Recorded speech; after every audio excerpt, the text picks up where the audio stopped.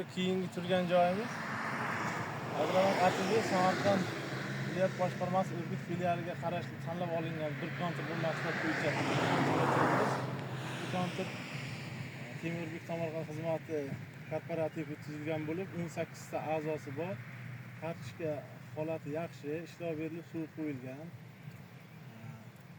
Chegaralar aniq.